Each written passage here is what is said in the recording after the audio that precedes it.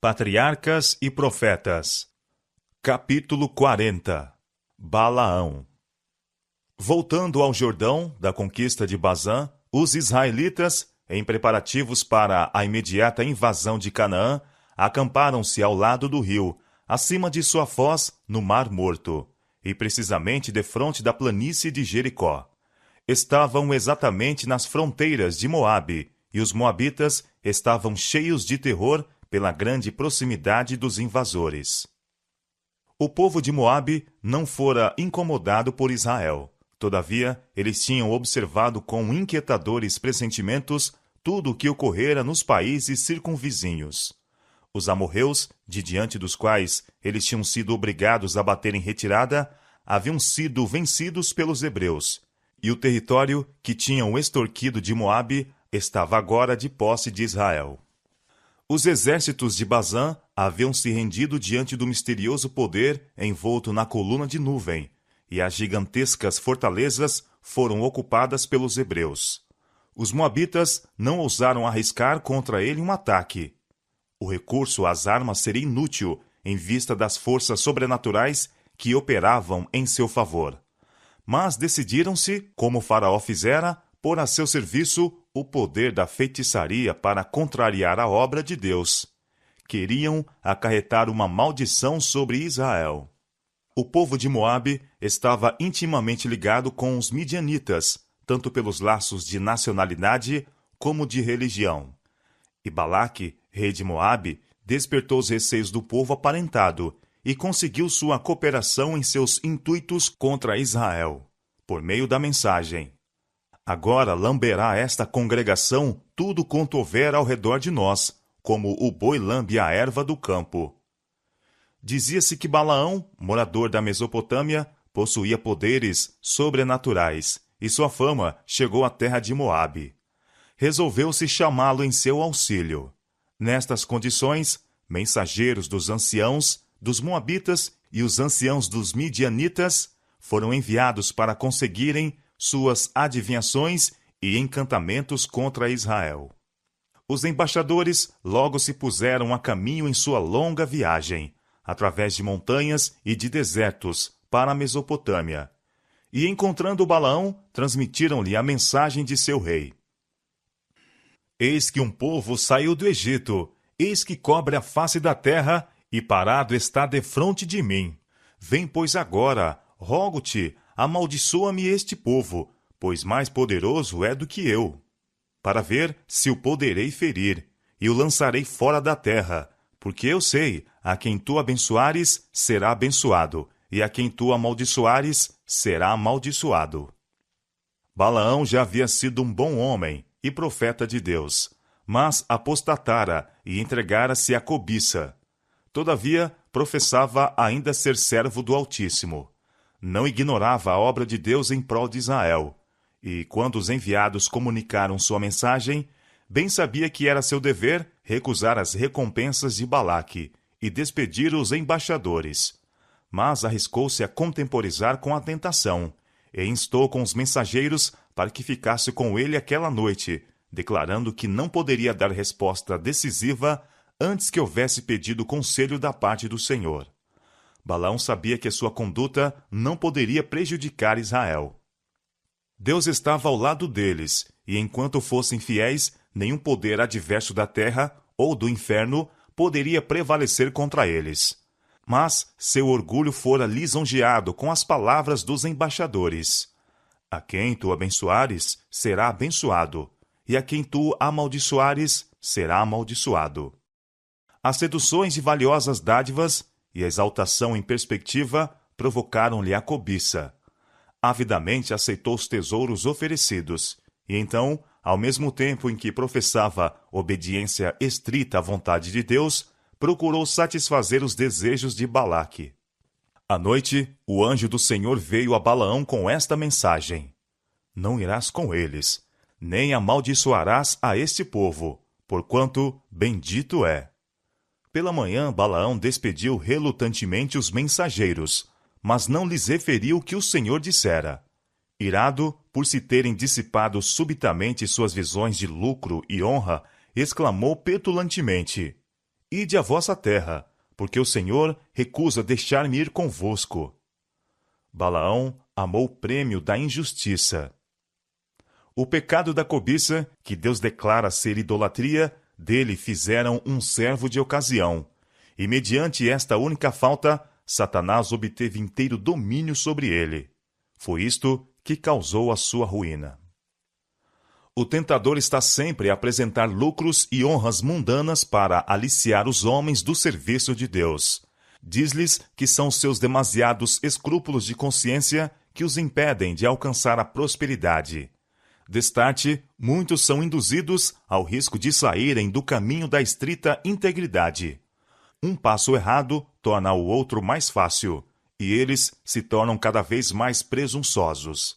Farão e ousarão as mais terríveis coisas quando uma vez se entregarem ao domínio da cobiça e do desejo de poderio. Muitos se lisonjeiam com a ideia de que podem afastar-se da integridade estrita durante algum tempo, por amor a alguma vantagem mundana, e que, tendo conseguido seu objetivo, podem mudar sua conduta quando lhes aprouver. Esses tais se acham a enredar-se na cilada de Satanás, e raramente escapam. Quando os mensageiros deram parte a Balaque da recusa do profeta a acompanhá-los, não deram a entender que Deus lhe o proibira. Supondo que a demora de Balaão visava simplesmente conseguir uma recompensa mais valiosa, o rei enviou príncipes em maior número e mais dignos do que os primeiros, com promessa de mais altas honras, e com autorização de concordar com quaisquer condições que Balaão pudesse exigir. A urgente mensagem de Balaque ao profeta era: rogo-te que não te demores em vir a mim, porque grandemente te honrarei, e farei tudo o que me disseres. Vem, pois, rogo-te, amaldiçoa-me este povo. Segunda vez foi Balaão provado. Em resposta às solicitações dos embaixadores, ele se disse possuidor de muita consciência e integridade, afirmando-lhes que nenhuma quantidade de ouro ou prata poderia induzi-lo a ir de encontro à vontade de Deus. Mas anelava condescender com o pedido do rei, e se bem que a vontade de Deus já se houvesse tornado definidamente conhecida, insistiu com os mensageiros para que ficassem, a fim de que pudesse consultar outra vez a Deus, isto como se o ser infinito fosse um homem, para ser persuadido. À noite, o Senhor apareceu a Balaão e disse: se aqueles homens te vierem chamar, levanta-te, vai com eles. Todavia, farás o que eu te disser. Até este ponto, o Senhor permitira que Balaão seguisse sua vontade, porque ele estava resolvido a isto. Não procurou fazer a vontade de Deus, mas escolheu seu próprio caminho, e então esforçou-se por conseguir a sanção do Senhor. Há, na atualidade, milhares que estão seguindo uma conduta semelhante. Não teriam dificuldade em compreender seu dever se este estivesse em harmonia com suas inclinações. Acha-se na Bíblia claramente posto diante deles, ou é evidentemente indicado pelas circunstâncias ou pela razão. Mas, porque tais evidências são contrárias aos seus desejos e inclinações, frequentemente as põem de lado e ousam ir a Deus para saberem o seu dever. Aparentemente, com grande consciência, oram demorada e fervorosamente rogando luz. Mas com Deus não se brinca. Ele muitas vezes permite que tais pessoas sigam seus desejos e sofram o resultado. O meu povo não quis ouvir a minha voz, pelo que eu os entregarei aos desejos dos seus corações, e andaram segundo seus próprios conselhos. Salmo, capítulo 81, versos 11 e 12. Quando alguém vê claramente o dever, não tome a liberdade de ir a Deus com oração, para que possa ser dispensado de o cumprir.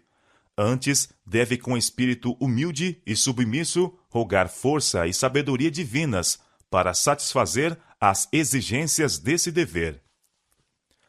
Os moabitas eram um povo degradado, idólatra. Todavia, conforme a luz que haviam recebido, sua culpa não era tão grande à vista do céu como era a de Balaão. Entretanto, como este professava ser profeta de Deus, tudo o que dissesse supor-se-ia proferido por autoridade divina. Portanto, não lhe foi permitido falar como quisesse, mas devia transmitir a mensagem que Deus lhe desse. Farás o que eu te disser, foi a ordem divina.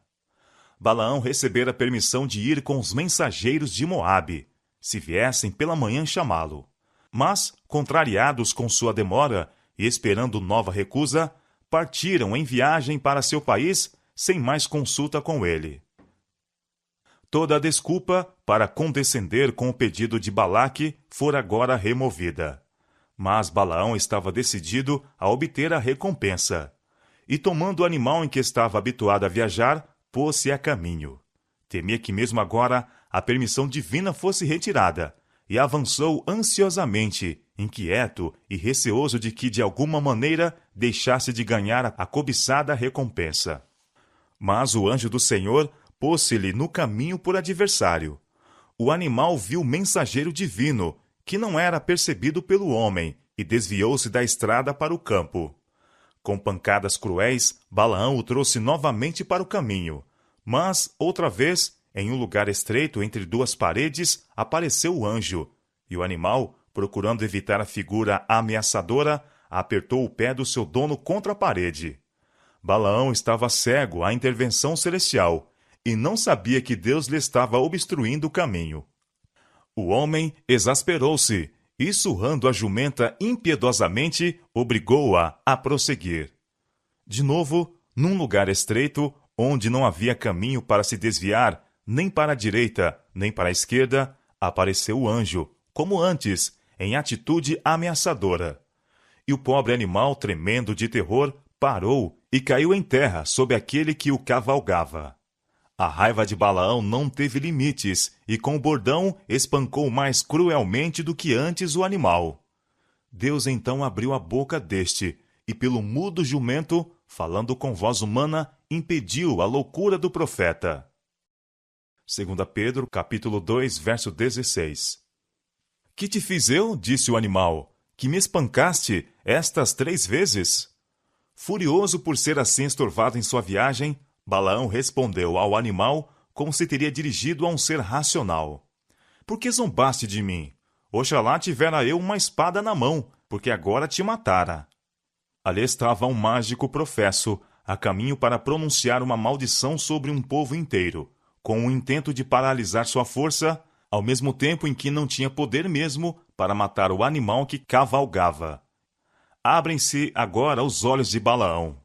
Ele vê em pé o anjo de Deus com a espada desembainhada, pronto para o matar. Aterrorizado, inclinou a cabeça e prostrou-se sobre a sua face. O anjo lhe disse: Por que já 3 vezes espancaste a tua jumenta? Eis que eu saí para ser teu adversário, porquanto o teu caminho é perverso diante de mim. Porém a jumenta me viu, e já 3 vezes se desviou de diante de mim. Se ela se não desviara de diante de mim, na verdade, que eu agora te tivera matado, e a ela deixara com vida. Balaão devia a conservação de sua vida ao pobre animal que tratara tão cruelmente. O homem que pretendia ser profeta do Senhor, que declarou estar de olhos abertos e ver a visão do Todo-Poderoso, estava tão cego pela cobiça e ambição que não pôde divisar o anjo de Deus, visível para seu animal. O Deus deste século cegou os entendimentos dos incrédulos. 2 Coríntios, capítulo 4, verso 4. Quantos não se acham assim cegos? Arremessam-se em trilhas vedadas, transgredindo a lei divina, e não podem discernir que Deus e seus anjos estão contra eles. Semelhantes a Balaão, zangam-se com aqueles que querem impedir sua ruína. Balaão dera prova do espírito que o dirigia, pelo seu tratamento ao animal. O justo olha pela vida dos seus animais, mas as misericórdias dos ímpios são cruéis. Provérbios capítulo 12, verso 10. Poucos se compenetram quanto deveriam da pecaminosidade de maltratar os animais, ou deixá-los sofrer pela negligência. Aquele que criou o homem fez os animais irracionais também, e as suas misericórdias são sobre todas as suas obras. Salmo 145, verso 9. Os animais foram criados para servirem ao homem, mas este não tem direito de causar-lhes dor com tratamento rude ou cruel exigência. É por causa do pecado do homem que toda a criação geme e está juntamente com dores de parto. Romanos capítulo 8, verso 22. O sofrimento e a morte foram assim impostos não somente ao gênero humano, mas aos animais. Certamente, pois, ao homem toca procurar aliviar o peso do sofrimento que sua transgressão acarretou sobre as criaturas de Deus, em vez de aumentá-lo. Aquele que maltrata os animais porque os tem em seu poder é tão covarde quanto o tirano. A disposição para causar dor, quer seja ao nosso semelhante, quer aos seres irracionais, é satânica. Muitos não compreendem que sua crueldade haja de ser conhecida, porque os pobres animais, mudos, não a podem revelar. Mas, se os olhos desses homens pudessem abrir-se como os de Balaão, veriam um anjo de Deus, em pé, como testemunha, para atestar contra eles no tribunal celestial. Um relatório sobe ao céu, e aproxima-se o dia em que se pronunciará juízo contra os que maltratam as criaturas de Deus. Quando viu o mensageiro de Deus, Balaão exclamou aterrorizado: Pequei, porque não soube que estavas neste caminho para te opores a mim. E agora, se parece mal aos teus olhos, tornar-me-ei. O Senhor permitiu-lhe prosseguir em sua viagem, mas deu-lhe a entender que suas palavras seriam dirigidas pelo poder divino. Deus queria dar prova a Moabe que os hebreus estavam sob a guarda do céu. E isto ele fez de modo eficaz quando lhes mostrou quão impotente era Balaão mesmo para proferir uma maldição contra eles, sem permissão divina. O rei de Moabe, sendo informado da aproximação de Balaão, saiu com grande acompanhamento às fronteiras do reino, para o receber. Quando se mostrou admirado com a demora de Balaão, em vista das ricas recompensas que o esperavam, a resposta do profeta foi: Eis que eu tenho vindo a ti. Porventura poderei eu agora de alguma forma falar alguma coisa? A palavra que Deus puser na minha boca, essa falarei. Balaão lamentava grandemente esta restrição. Temia que seu propósito não pudesse efetuar-se, porque o poder dirigente do Senhor estava sobre ele. Com grande pompa, o rei com os principais dignitários de seu reino acompanharam Balaão aos altos de Baal, donde ele podia avistar as hostes hebreias. Eis o profeta em pé, sobre o elevado monte, olhando por sobre o acampamento do povo escolhido de Deus. Mal sabem os israelitas do que está a ter lugar tão perto deles. Quão poucos conhecem o cuidado de Deus sobre eles estendido de dia e de noite. Quão embotadas são as percepções do povo de Deus. Quão vagarosos são, em todos os tempos, para compreenderem seu grande amor e misericórdia. Se pudessem divisar o maravilhoso poder de Deus constantemente exercido em favor deles, não se lhes encheria o coração de gratidão pelo seu amor e de temor ao pensamento de sua majestade e poder? Balaão tinha algum conhecimento das ofertas sacrificais dos hebreus e esperava que, sobrepujando-os em custosas dádivas, pudesse conseguir a bênção de Deus e conseguir a realização de seus projetos pecaminosos. Assim, os sentimentos dos moabitas idólatras estavam a obter o domínio sobre sua mente. Sua sabedoria se tornara em loucura, nublara-se-lhe a visão espiritual. Trouxera sobre si a cegueira, rendendo-se ao poder de Satanás. Por indicação de Balaão foram erigidos 7 altares, e ele ofereceu um sacrifício em cada um deles. Então se retirou a um lugar alto, para encontrar-se com Deus, prometendo tornar conhecido a Balaque o que quer que o Senhor revelasse. Com os nobres e príncipes de Moabe, o rei ficou ao lado do sacrifício, enquanto, em redor deles, se reuniu a ansiosa multidão, aguardando a volta do profeta. Ele veio finalmente, e o povo esperou as palavras que para sempre paralisariam aquele estranho poder exercido a favor dos odiados israelitas. Disse Balaão: De Arã me mandou trazer Balaque, rei dos Moabitas das montanhas do Oriente, dizendo: Vem, amaldiçoa-me a Jacó, e vem, detesta Israel.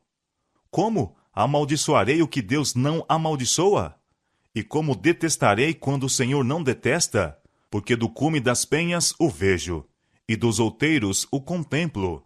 E eis que este povo habitará só, e entre as gentes não será contado.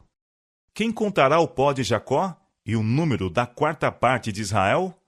A minha alma morra da morte dos justos, e seja o meu fim como o seu. Números capítulo 23, versos 7 a 10. Balaão confessou que viera com o propósito de amaldiçoar Israel, mas as palavras que proferiu foram diretamente contrárias aos sentimentos de seu coração. Foi constrangido a pronunciar bênçãos, enquanto sua alma estava cheia de maldições. Olhando Balaão para o acampamento de Israel, viu com espanto as provas de sua prosperidade. A ele haviam sido representados como uma multidão rude, desorganizada, que infestava o país em bandos errantes, os quais eram uma peste e terror às nações circunvizinhas. Mas sua aparência era o inverso de tudo isto. Viu a grande extensão e o perfeito arranjo de seu acampamento, apresentando tudo os indícios de uma disciplina e ordem completas. Foi-lhe mostrado o favor com que Deus olhava a Israel, e o caráter distintivo de povo escolhido seu. Não deveriam ficar no mesmo nível das outras nações, mas ser exaltados acima delas todas. Este povo habitará só, e entre as gentes não será contado. Na ocasião em que estas palavras foram faladas, os israelitas não tinham localização permanente, e seu caráter peculiar, usos e costumes não eram familiares a Balaão. Mas quão notavelmente foi cumprida esta profecia na história posterior de Israel. Por todos os anos de seu cativeiro, através de todos os séculos, desde que foram dispersos entre as nações, têm eles permanecido como um povo distinto. Assim o povo de Deus, o verdadeiro Israel, embora disperso por todas as nações, não são na terra senão peregrinos, cuja cidadania está nos céus. Não somente foi mostrado a Balaão a história do povo hebreu como nação, mas ele viu o crescimento e prosperidade do verdadeiro Israel de Deus até o final do tempo. Viu o favor especial do Altíssimo acompanhando aqueles que o amam e o temem. Viu-os amparados pelo seu braço ao entrarem no escuro vale da sombra da morte. E viu-os saírem de seus túmulos coroados de glória, honra e imortalidade.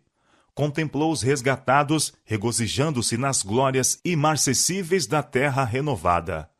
Olhando para esta cena, exclamou: Quem contará o pó de Jacó e o número da quarta parte de Israel?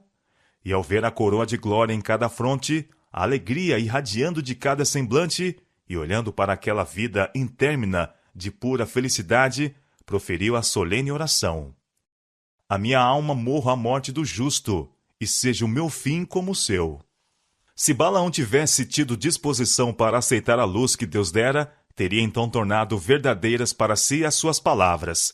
Teria de pronto cortado toda a conexão com Moabe. Não mais teria abusado da misericórdia de Deus, mas a ele teria voltado com profundo arrependimento. Mas Balaão amava o salário da injustiça e estava decidido a consegui-lo. Balaque tinha confiantemente esperado uma maldição que caísse como uma praga definhadora sobre Israel. E às palavras do profeta, exclamou com paixão: Que me fizeste? Chamei-te para amaldiçoar os meus inimigos, mas eis que inteiramente os abençoaste.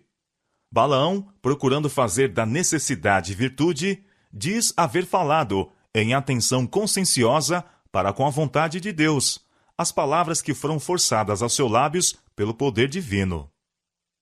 Porventura não terei cuidado de falar o que o Senhor pôs na minha boca?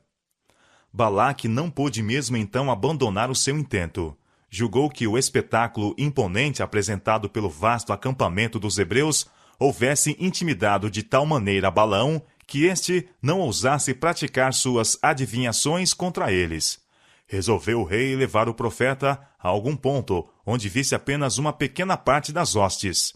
Se pudesse ser induzido a amaldiçoá-los em partes destacadas, todo o arraial logo seria votado à destruição.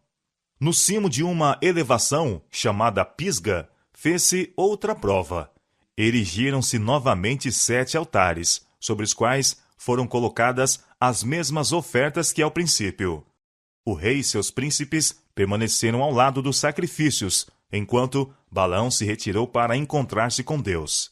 Foi outra vez confiada ao profeta uma mensagem divina, que ele foi impotente para alterar ou reter.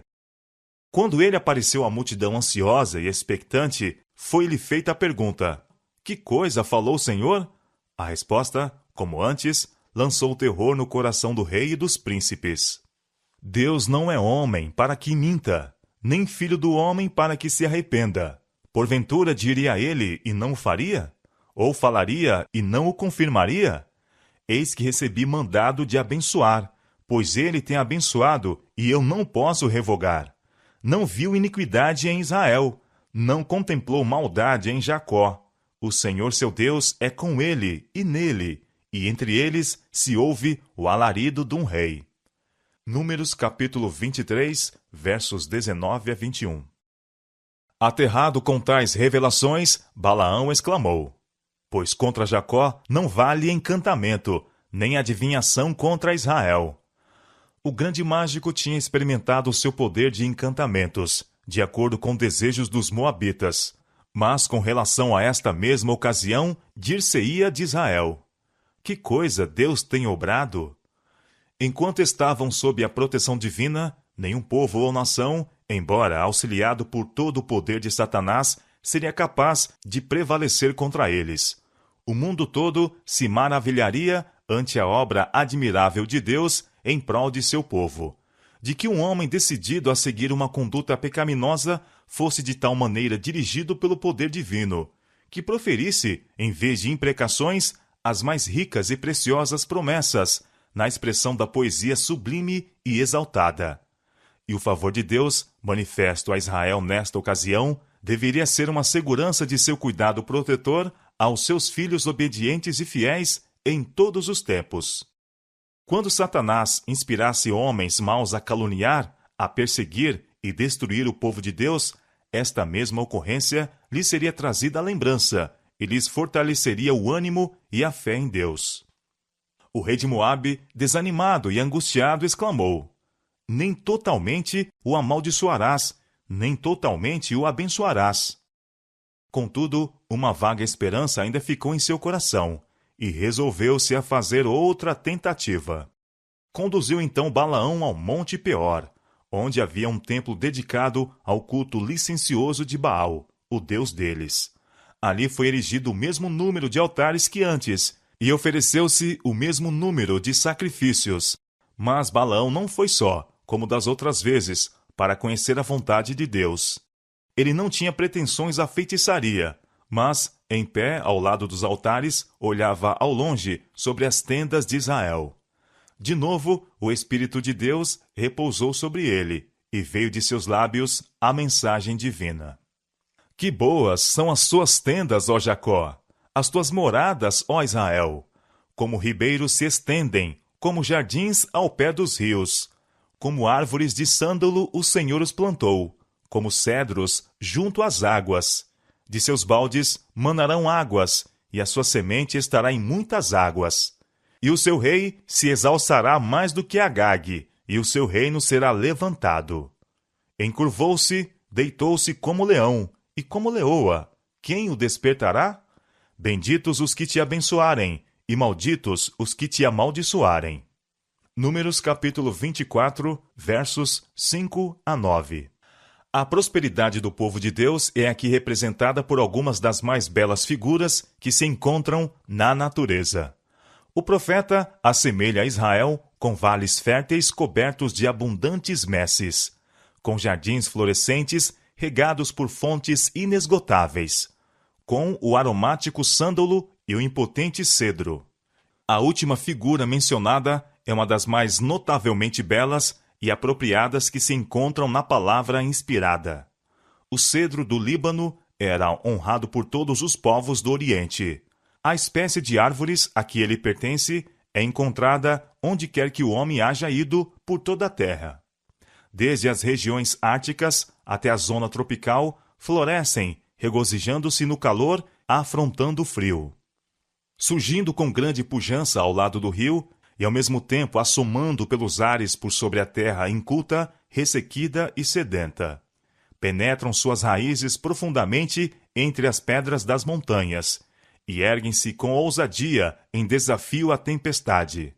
Suas folhas estão frescas e verdes, quando tudo mais pereceu com o sopro do inverno.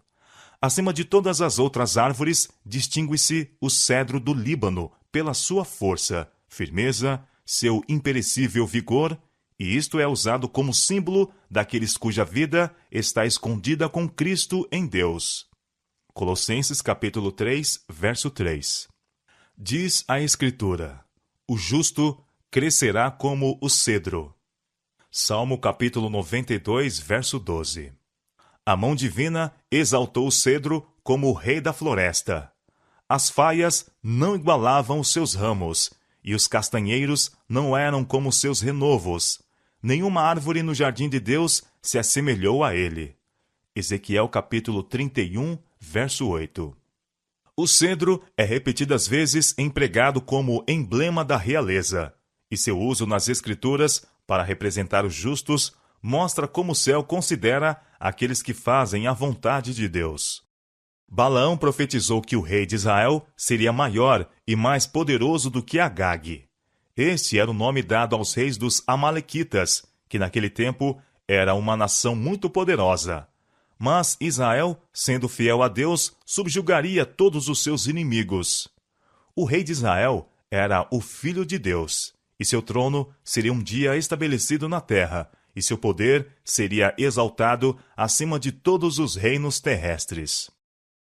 Ouvindo as palavras do profeta, Balaque ficou dominado pela decepcionada esperança, pelo temor e raiva. Ficou indignado de que Balaão lhe tivesse dado uma mínima esperança de uma resposta favorável, quando tudo estava decidido contra ele. Considerou com escárnio a conduta transigente e enganadora do profeta. O rei exclamou iradamente: agora, pois, foge para o teu lugar. Eu tinha dito que te honraria grandemente, mas eis que o Senhor te privou desta honra. Balaão respondeu que o rei tinha sido advertido previamente de que ele apenas poderia falar a mensagem que lhe fora dada da parte de Deus. Antes de voltar a seu povo, Balaão proferiu uma belíssima, sublime profecia acerca do Redentor do mundo e a final destruição dos inimigos de Deus. Vê-lo-ei, mas não agora.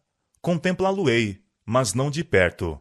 Uma estrela procederá de Jacó, e um cetro subirá de Israel, que ferirá os termos dos Moabitas, e destruirá todos os filhos de Sete. Números capítulo 24, verso 17. E finalizou predizendo a completa destruição de Moabe e Edom, de Amaleque e dos Quenitas, não deixando assim ao rei moabita nenhum raio de esperança. Decepcionado em suas esperanças de riqueza e honra, achando-se no desagrado do rei e estando cônscio de que incorrera no desprazer de Deus, Balaão voltou da missão que ele próprio desejara. Depois de chegar em casa, o poder dirigente do Espírito de Deus o deixou, e sua cobiça, que apenas estivera contida, prevaleceu. Estava disposto a recorrer a qualquer meio para ganhar a recompensa prometida por Balaque. Balaão sabia que a prosperidade de Israel dependia de sua obediência a Deus, e que não havia meio para ocasionar seu transtorno, senão induzindo-os ao pecado. Resolveu conseguir agora o favor de Balaque, aconselhando aos moabitas o caminho de seguir a fim de acarretar maldição sobre Israel. Voltou imediatamente à terra de Moabe e expôs seus planos ao rei.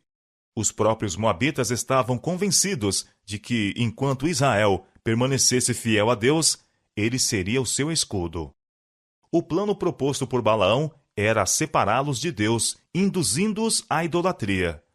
Se pudessem ser levados a tomar parte no culto licencioso de Baal e Astarote, seu protetor onipotente tornar-se-ia seu inimigo, e eles logo seriam presa das nações cruéis e aguerridas em redor deles. Este plano foi prontamente aceito pelo rei, e o próprio Balaão ficou para ajudar a levá-lo a efeito. Balaão testemunhou o êxito de seu plano diabólico, viu a maldição de Deus sobrevir a seu povo, e milhares caindo sob seus juízos. Mas a justiça divina, que puniu o pecado em Israel, não permitiu que os tentadores escapassem. Na guerra de Israel contra os midianitas, Balaão foi morto. Tiveram pressentimento de que seu fim estivera perto, quando exclamou: "A minha alma morra da morte dos justos, e seja o meu fim como o seu." Mas não preferira viver a vida dos justos, e seu destino fixou-se com os inimigos de Deus. A sorte de Balaão foi semelhante à de Judas, e o caráter deles tem pronunciada semelhança entre si. Ambos estes homens experimentaram unir-se ao serviço de Deus e de Mamom, e defrontaram com malogro completo. Balaão reconhecia o verdadeiro Deus e professava servi-lo. Judas cria em Jesus como o Messias e uniu-se com seus seguidores. Mas Balaão esperava fazer do serviço de Jeová a escada pela qual adquirisse riquezas e honras mundanas. E fracassando nisto, tropeçou, caiu e foi quebrado. Judas esperava, pela sua ligação com Cristo, conseguir riqueza e posição naquele reino terrestre que, como acreditava, o Messias estava prestes a estabelecer. O malogro de suas esperanças impeliu-o à apostasia e ruína. Tanto Balaão como Judas haviam recebido grande luz e gozado privilégios especiais. Mas um simples pecado, que era acalentado, lhes envenenou todo o caráter e ocasionou a destruição de ambos. É coisa perigosa permitir que um característico infiel viva no coração. Um pecado acariciado, pouco a pouco, aviltará o caráter, levando todas as suas faculdades mais nobres em sujeição ao ruim desejo. A remoção de uma única salvaguarda da consciência, a condescendência com um mau hábito sequer, o descuido das elevadas exigências do dever, derribam as defesas da alma e abrem o caminho para entrar Satanás e transviar-nos. O único meio seguro é fazer nossas orações subirem diariamente de um coração sincero, como fazia Davi. Dirige os meus passos nos teus caminhos, para que as minhas pegadas não vacilem. Salmo capítulo 17, verso 5.